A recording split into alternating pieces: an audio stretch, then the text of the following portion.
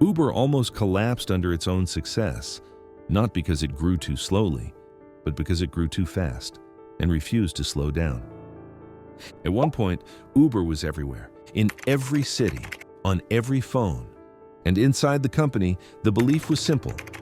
If we grow fast enough, nothing else matters.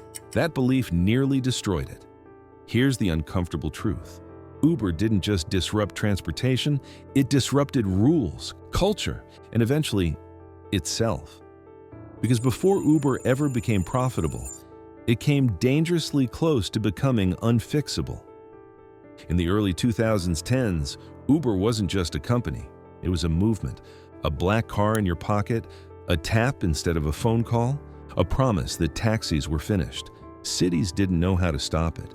Customers loved it, investors poured billions into it, and growth became the mission. Uber's internal mantra was aggressive. Win first, ask permission later. If a city banned Uber, they launched anyway. If regulators pushed back, Uber pushed harder. Speed wasn't just encouraged, it was worshipped. That strategy worked. At first, Uber expanded to hundreds of cities worldwide, billions in valuation, millions of rides per day. The company wasn't profitable, but it didn't matter. Growth covered everything. Inside Uber, this mindset infected the culture. Employees were rewarded for winning at all costs. Managers were praised for breaking things. Ethics became flexible, and accountability became optional. This is where hypergrowth turns dangerous. Because when success is measured only by expansion, behavior becomes secondary. And eventually, invisible problems become unavoidable. By the mid-2000s, cracks were forming. Reports surfaced of internal harassment, toxic management, retaliation against whistleblowers. Former engineer Susan Fowler published a blog post describing systemic sexual harassment inside Uber. The story exploded.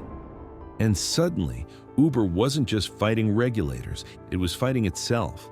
Leadership dismissed the concerns at first, but culture can't be PR managed, it leaks. And Uber's culture was leaking everywhere. At the center of it all was CEO Travis Kalanick. Brilliant, aggressive, unapologetic.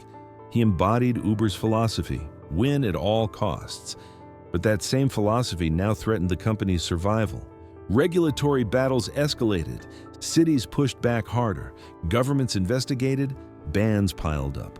Uber spent billions fighting laws instead of fixing systems, and still, no profits. The company was burning cash at an alarming rate. Growth hid the losses, but it couldn't hide them forever. This is the paradox of hypergrowth. The faster you expand, the harder it becomes to slow down. And Uber didn't know how to slow down. Then came the implosion. Board members turned against leadership. Investors grew nervous. Public trust collapsed.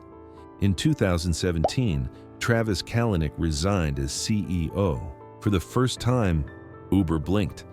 What followed was not a comeback. It was a reckoning. Uber had to confront what it had avoided for years. Growth without sustainability is not success. New leadership arrived. Dara Khosrowshahi was brought in to clean up the mess. His mission was clear. Fix the culture, fix the reputation, fix the business, even if it meant slowing growth. This was Uber's hardest pivot, because everything the company had rewarded before now had to be undone. Aggression became restraint, rule-breaking became compliance, chaos became structure. It wasn't popular. Employees left, expansion slowed, costs were cut. But for the first time, Uber was building something sustainable. Profitability didn't arrive overnight. It took years, layoffs, public scrutiny, a painful IPO. But slowly, the company stabilized. And eventually, Uber did something it had never done before. It made money, not through domination, but through discipline. Uber almost destroyed itself, not because disruption is dangerous, but because unchecked disruption is. If Uber had continued the way it once operated, burning cash, fighting regulators, ignoring culture, rewarding chaos, the company would not exist today. It would have collapsed under its own momentum. And that's what makes Uber's story different, because Uber didn't just survive its mistakes, it corrected them. When Uber slowed down, something unexpected happened. The company became stronger. Regulatory relationships stabilized, costs were controlled, the culture shifted from aggression to accountability. For the first time, Uber stopped trying to conquer everything and focused on building something that could last. Profitability didn't come from growth at all costs. It came from discipline, from knowing where not to expand, from fixing internal systems, from choosing long-term trust over short-term wins. Uber learned, painfully, that scale means nothing if the foundation can't support it. Today, Uber is one of the most valuable transportation platforms in the world, not because it grew the fastest, but because it finally learned how to survive its own success. Uber's near collapse wasn't the end of the story. It was the turning point. The moment the company realized that disruption alone isn't enough, you still need structure, you still need culture, and eventually, you need profits. Uber almost destroyed itself, but instead of doubling down on chaos, it chose correction. And that decision is why Uber is still here and why it's thriving today.